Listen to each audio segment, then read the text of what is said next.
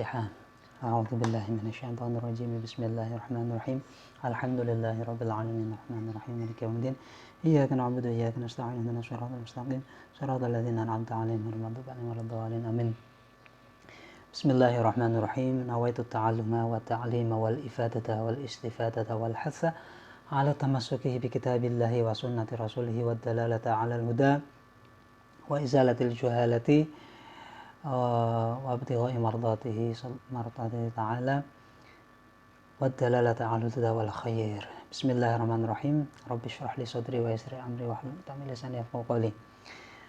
Alhamdulillah, kita melanjutkan pelajaran berikutnya, yaitu tentang ijtihad. Jadi dalam fikih itu ada bab namanya ijtihad. Ini di takrar saja seperti biasa. Bukan yang dimaksud bab ijtihad seperti di kitab usul fiqh ya. Beda kalau ijtihad di usul fiqh itu nanti ya ijtihad para penggali hukum. Kenapa hukum digali? Ya karena hukum itu kalau sudah sampai ke furu'nya, ke cabangnya, itu memang butuh penggalian lebih dalam lagi. Karena ayat Al-Quran dan hadis itu cenderung masih global sehingga perlu di istimbat, menggali hukum dari sumbernya. Jadi secara akumulasi itu dalil-dalil dikumpulkan, kemudian seorang mujtahid dia menggali, meneliti, meriset semuanya itu, indikasi-indikasi dari berbagai amalan-amalan para sahabat di depan Rasul, sehingga tercetaklah hukum-hukum, poin-poin hasil ijtihad dari para ulama. Yang dimaksud bukan yang itu. Ijtihad di dalam fikih ini adalah upaya di dalam memantapkan sesuatu yang mutasyabih, sesuatu yang bisa ini, bisa enggak, bisa sah, bisa enggak, bisa boleh, bisa enggak. Nah itu ada upaya ijtihad. Nah ijtihad itu ada yang wajib, ada yang boleh. Nah yang dimaksud itu. Dan terutama ijtihad ini kebanyakan di kasusnya adalah di seputar air ya, seputar air. Seperti Anda mau tayamum, maka disarankan ijtihad dulu. Pertama, apakah air ada atau enggak, itu harus ada upaya dulu. Air ini ada apa enggak? Kalau benar-benar enggak ada, baru boleh tayamum. Enggak boleh tiba-tiba langsung menyatakan bahwa air tidak ada, enggak boleh. Harus ada ijtihad dulu, nyari air. Nah, itu bentuk upaya seperti itu memang oleh Allah ini kita disuruh seperti itu, ya ada upaya. Seperti misalnya, Anda ingin mendapatkan pahala kesunahan, harus ada upaya. Sekurang-kurangnya, upaya Anda adalah dengan niat. Jadi tanpa niat Anda nggak dapat itu pahala. Karena kesunahan-kesunahan itu kan banyak. Sebenarnya dalam wudhu itu nanti sunnah meniga-kalikan basuhan, sunnah menghadap kiblat, sunnah membasuh telinga, dan lain sebagainya. Itu ada upaya niat melakukan kesunahan. Karena kalau tanpa niat nanti bisa jadi itu Anda anggap itu adalah wajib, itu malah nggak sah wudunya. Misalnya karena Anda nggak niat sunnah, akhirnya Anda mengusap telinga itu Anda anggap itu wajib, padahal itu kan sunnah. Nah, contohnya seperti itu dan lain sebagainya. Termasuk hal-hal mubah, ya hal-hal mubah. Mubah itu dilakukan nggak dapat pahala, ditinggalkan nggak dapat dosa. Itu nanti bisa menjadi dapat pahala itu dengan upaya. Nah, ini ijtihad ini di sini adalah memotivasi kita bahwa dalam kita menyembah Allah itu ada upaya dari kita. Sekurang-kurangnya upaya yang kita lakukan adalah niat. Contoh, pada awalnya tidur adalah hukumnya mubah. Tidur yang enggak dapat pahala, enggak tidur ya enggak dosa. Tapi itu bisa menjadi pahala yang sangat besar dengan Anda melabeli tidur Anda itu menjadi sesuatu yang wajib. Bisa. Nanti pahalanya pahala besar sekali, pahalanya menjadi pahala melakukan ibadah wajib. Contoh, malam-malam Anda tidak begitu ngantuk dan pengen leha-leha, kemudian Anda tidur. Itu mubah, boleh. Tapi tidur tersebut kualitasnya menjadi istimewa dengan cara ya Allah saya niat tidur daripada saya berzina, saya begadang mabok-mabokan dengan teman-teman saya mending tidur. Nah maka dengan Anda tidur itu dengan niatan menghindari maksiat-maksiat yang besar itu, niat itu menjadi pahala yang besar sekali. Ini contoh daripada upaya kita untuk melakukan kebaikan. Nah ini ijtihad adalah diantaranya kita mengupayakan sesuatu dari sesuatu yang berbeda gitu ya, supaya ada kejelasan. Al-ijtihadu badlul majhudi fi tahsilil maqsudi. Mengerahkan seluruh upaya, usaha untuk menghasilkan tujuan. Ini arti secara letterleknya. Wa yuradifuhu at-taharri wat tawakhi. Dan sinonimnya adalah taharri dan tawakhi. Ya, taharri tawakhi itu ya meneliti atau apa namanya itu ya semacam riset gitulah, apa memperhatikan dengan seksama gitu. Mithaluhu, contohnya, an yashtabiha alaihi ma'ani ahaduhuma tahir wal akhar mutanajjis. Misalnya ada orang punya dua air, yang satu suci, yang satu najis, tapi tidak jelas karena dua-duanya sama persis mirip, seolah-olah suci semua. Au saubani, atau dua baju, yang satu najis, satu suci, tapi tidak jelas mana yang najis, mana yang suci.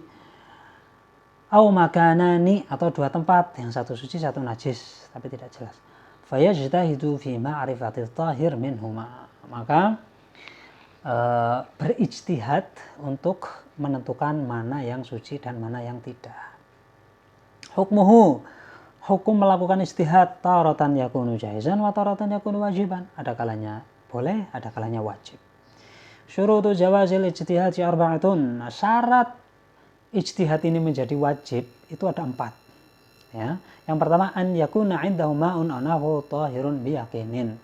Yang pertama, ijtihad ini boleh, artinya tidak wajib, nggak harus ijtihad. Itu yang pertama, dia memiliki air yang suci. Berarti otomatis dia punya 3. Ada air yang suci, ada yang najis. Tapi nggak jelas nih dua-duanya. Tapi di sisi lain dia mempunyai air yang suci satu lagi. Dan dipastikan suci. Maka dia berijtihad 2 air ini, yang suci dan yang najis ini, boleh. Tidak wajib. Itu yang pertama. Yang kedua, ta'addudul mushtabihi fihi. Fa idza lam yata'addad fala yajuzul ijtihad kana jasati allati waqa'at 'ala thawbi wa juhila mahalluha fayajibu hina idzin ghuslu thawbi kullihi.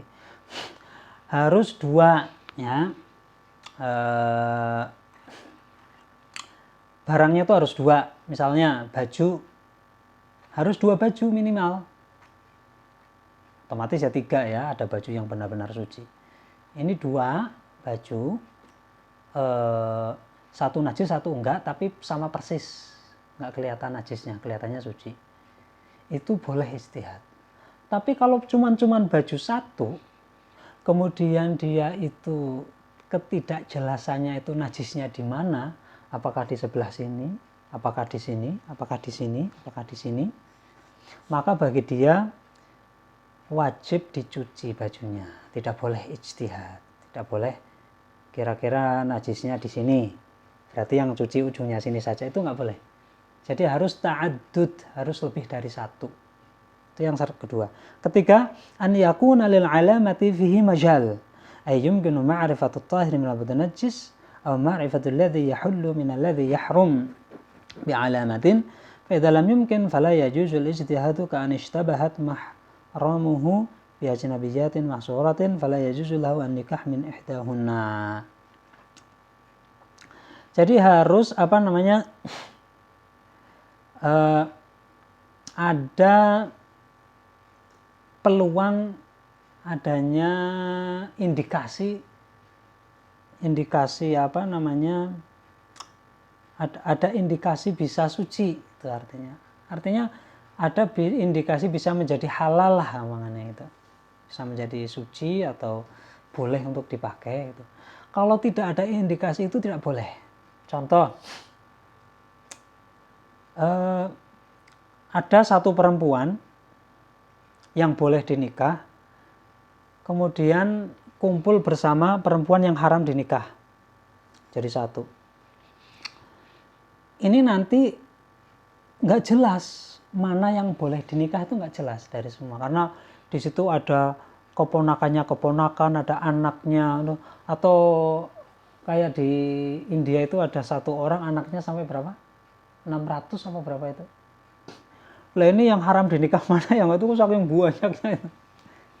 Nah, tapi nggak jelas, diruntut dari apapun, dari wajahnya, dari keturunannya, nasabnya, itu nggak jelas karena sudah saking banyaknya keluarga, dan itu semuanya karena mungkin ibunya banyak gitu misalnya, terus sudah beranak pinak, tapi yang boleh dinikah cuma satu di situ gitu. Nah, maka ini nggak boleh nikah dengan semua perempuan yang ada di situ. Mau yang manapun, walaupun nanti betul-betul itu yang halal, tetap nggak boleh. Karena resikonya fatal, yaitu kalau sampai kesalahan maka menikahi orang yang haram dinikah. Nah, maksudnya begitu. Terus syarat yang keempat, an yakuna likullin minal mustabahi fi asl fi tathir awil hil. Jadi harus salah satu dari itu memang benar-benar air yang bisa mensucikan atau benar-benar halal.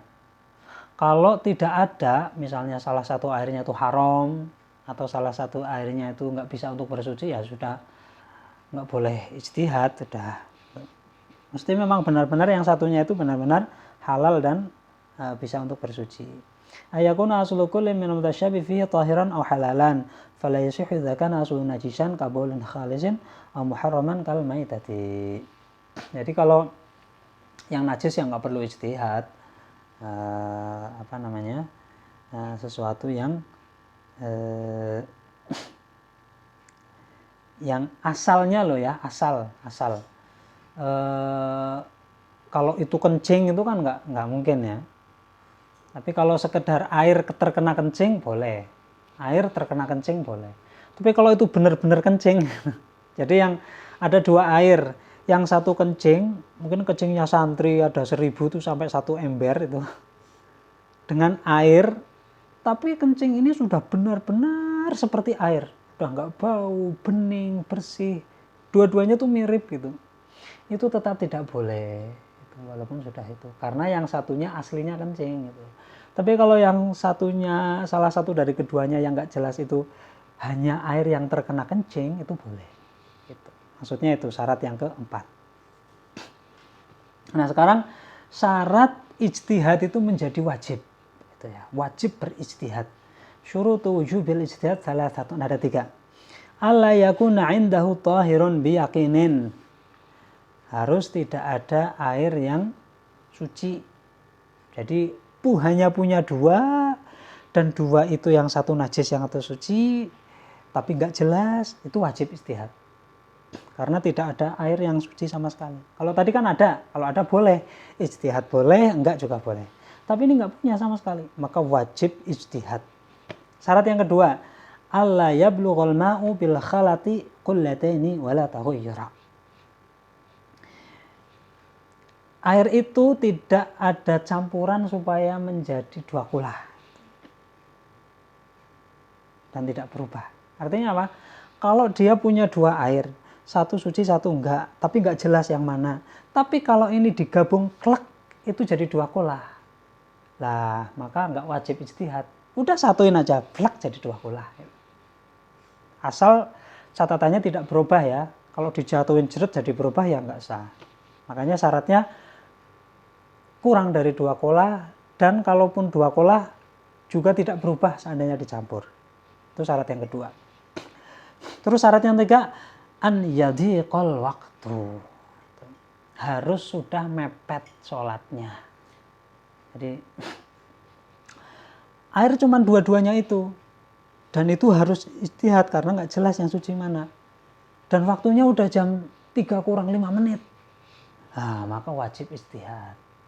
Karena tidak mungkin mencari air, karena kalau mencari air yang lain waktu sholat duhur habis, kena dosa lebih besar, nggak sholat duhur, nah maka dia wajib ijtihad. Ini syarat wajib berijtihad. Titik. Nah sekarang masalah-masalah yang ada dalam ijtihad. Masailu fil ijtihadi. Idza sabah alaihi ma'un tahirun ma'in wardin fala yajuz ijtihad.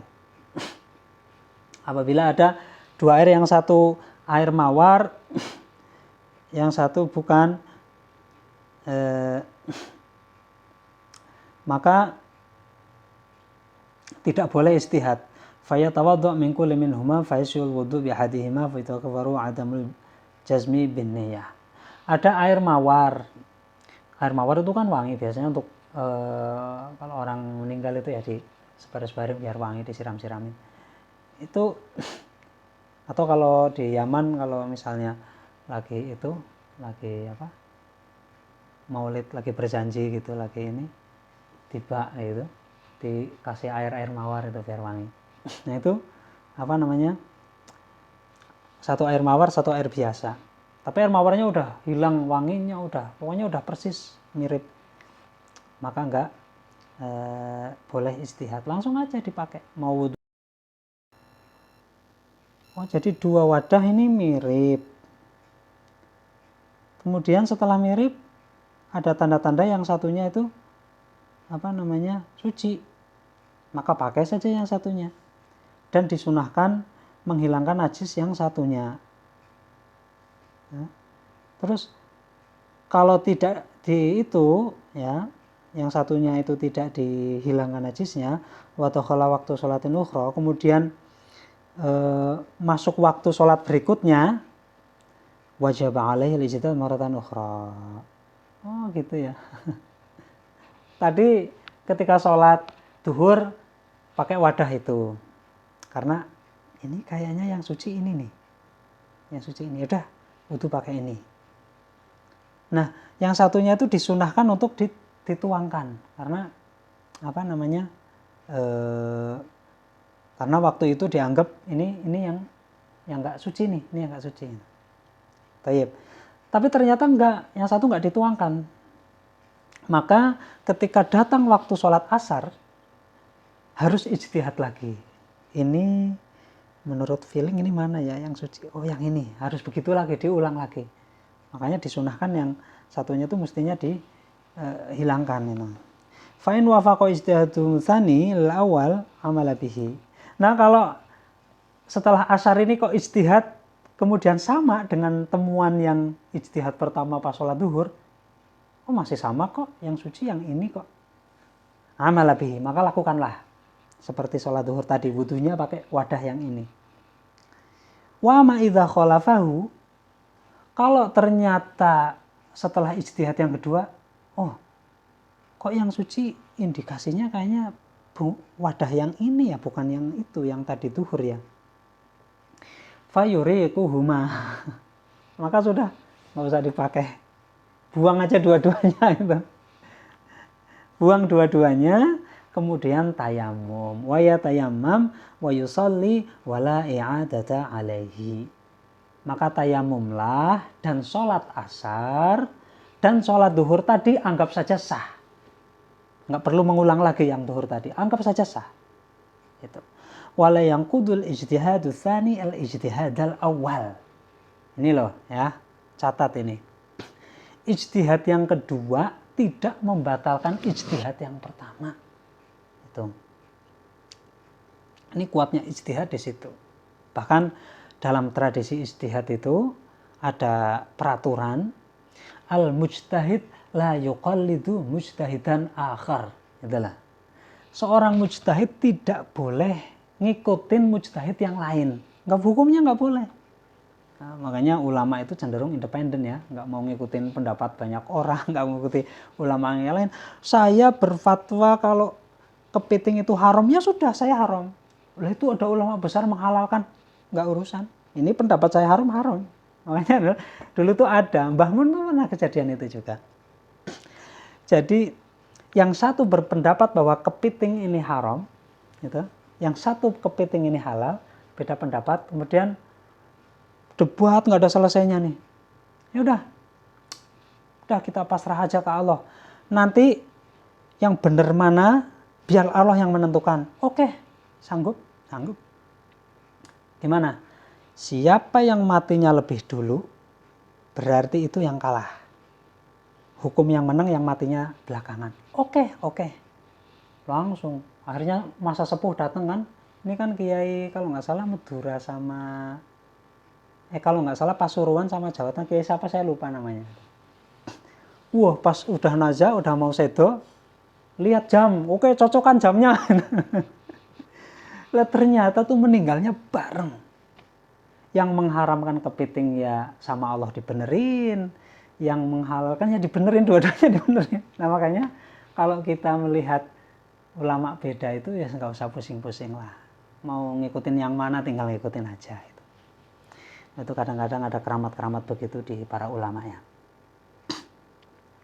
Yang keempat, yajibu al-ijtihadu alal basiri in qadara alaihi wa illa falahu at-taqlid.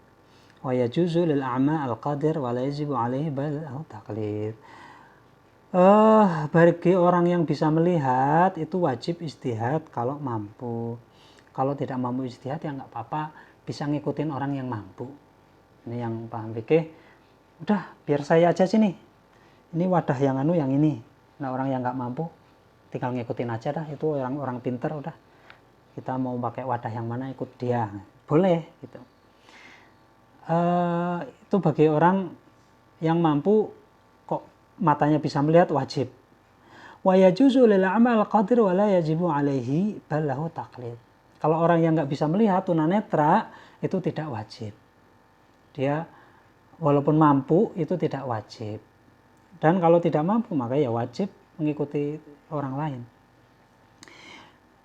Nomor 5, idza akhbarahu yatanajjas bitanajjusil mushtabahi fihi thiqatun wa bayyana sabab i'tamadahu wa kadzalika idza kana faqihan muwafiqan limadhabihi wa illam yabayyana sabab. Kalau di ada ini kan semua kasusnya tuh ada dua hal tapi nggak jelas. Kok ada yang mengabarkan ini orang yang terpercaya, ya sudah pakai saja. Nggak usah istihad, pakai saja kabar itu. Atau orang alim, kiai yang ngasih tahu, udah pakai saja. Nggak usah sok, oh saya pinter, saya mau istihad sendiri, nggak usah. Udah ngikutin aja orang alim bilang itu, oh nggih mbah, nggih Pak Yai. Nah, udah nirut aja. Kama qala satu sobat, taharra lashtabai ta'irin binajisin wa li'amah qadirin lalkami wal bali wa maitatin wa ma wardin wa khamrin darri udnin mahrama. Malabit tsani la yajul ijdadu tadi supaya dapat berkah saya baca saja. Sekian, semoga bermanfaat. Wabillahi taufiq wal hidayah wa ridha wal inayah. Syukran ala husni ihtimamikum.